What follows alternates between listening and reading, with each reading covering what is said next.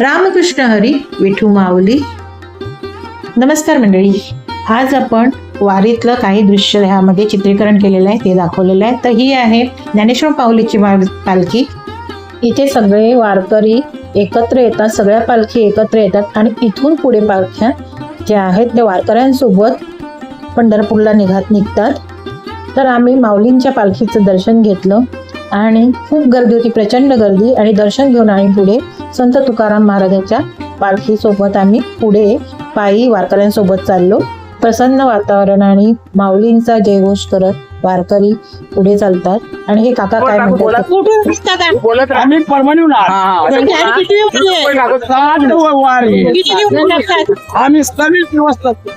बघा हे काका 26 दिवस पायी चालत परभणीहून आलेले आहेत. सायकलवर त्यांनी वारी केली आणि 60 वारी ते बोलले की आम्ही केल्यात.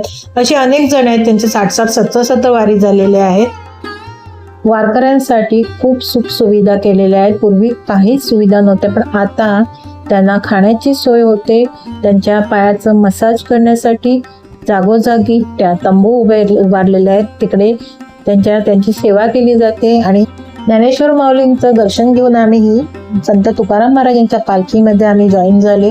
आणि जवळजवळ दिवसभर आम्ही या पालखीसोबत चाललो आणि छान वाटलं, प्रसन्न वाटलं.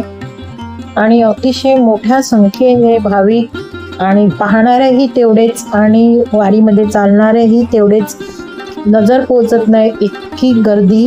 आजूबाजूला जितकं आपण पुढे जावं तितकी मागे पब्लिक, भरपूर वारकरी आणि बघ्यांची गर्दी. प्लस कोणाला काही त्रास झाला तर डॉक्टरांची ही सुविधा ह्या वारीमध्ये असते.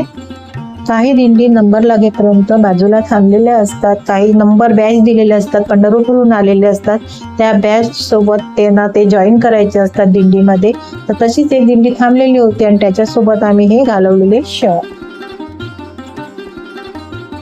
हे पहा आपले छोटेसे विठोबा रखुमाई, चेहऱ्यावरचे हावभाव बघा त्यांच्या. माऊलीच्या रूपात प्रत्यक्ष माऊली समोर आहे असं वाटत होतं. ज्ञानेश्वर माऊली तुकाराम म्हणत दिंडी सोबत काही असे क्षण घालवले आणि खूप प्रसन्न वातावरणात आम्ही पुढे चालत राहील.